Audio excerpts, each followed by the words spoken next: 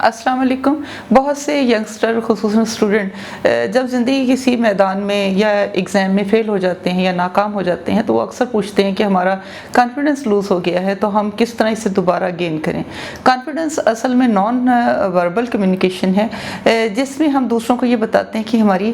شخصیت کیسی ہے، اور چونکہ یہ ایک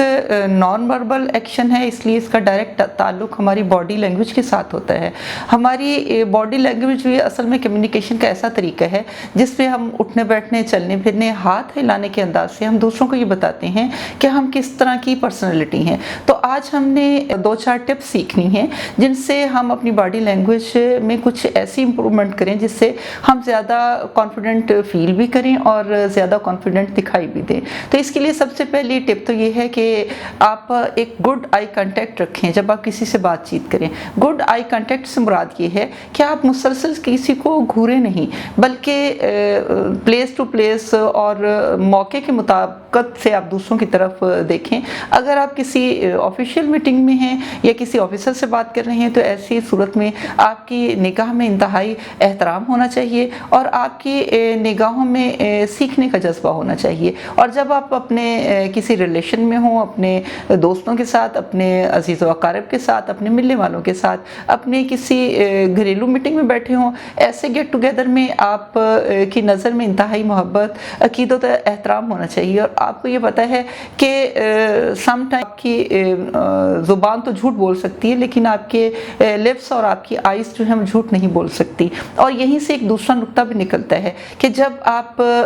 کسی بھی شخص سے ملیں تو ایک اچھی سی دوسرا پوائنٹ ہے جس کے مطابق آپ اپنی شخصیت میں کانفیڈنس ڈیولپ بھی کر سکتے ہیں اور دوسروں کو پتہ چلتا ہے کہ آپ کتنے کانفیڈنٹ ہیں۔ آپ دوسروں کی طرف دیکھ کے ایک اچھی سی نیچرل اسمائل پاس کریں، چونکہ اگر ایک آرٹیفیشل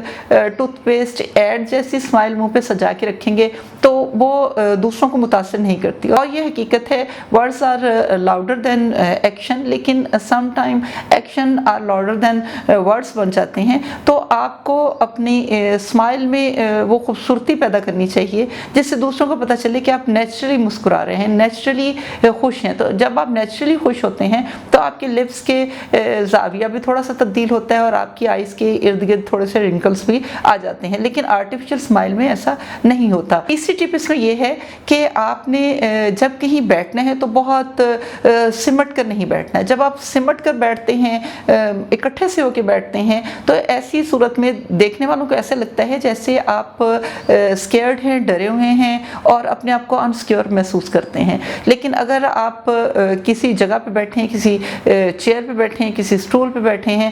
کسی پلیس پہ بیٹھے ہیں، تو اگر آپ ریلیکس ہو کر بیٹھتے ہیں تو یہ باڈی لینگویج دوسروں کو یہ پیغام دیتی ہے کہ آپ نہ صرف خود کانفیڈنس بھی فیل کر رہے ہیں اور کمفرٹیبل بھی ہیں اور دوسروں کو بھی کمفرٹیبل رکھنا چاہتے ہیں۔ اس میں چوتھی بڑی ٹپ یہ ہے کہ جب آپ بات چیت کر رہے ہوں تو آپ اپنے ہاتھوں کا ایکشن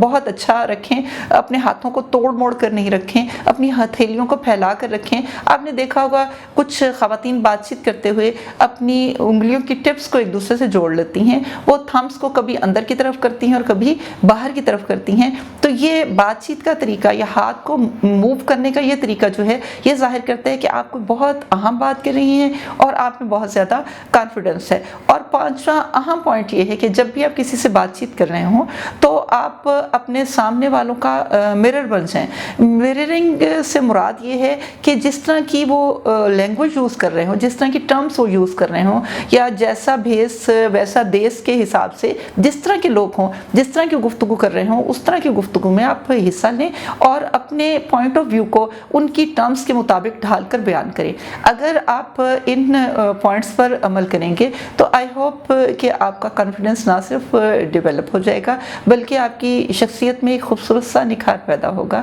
اللہ تعالیٰ مجھ پہ، آپ پہ، ہم سب پہ اپنی خاص رحمت و برکت کے سائے فرمائے، آمین۔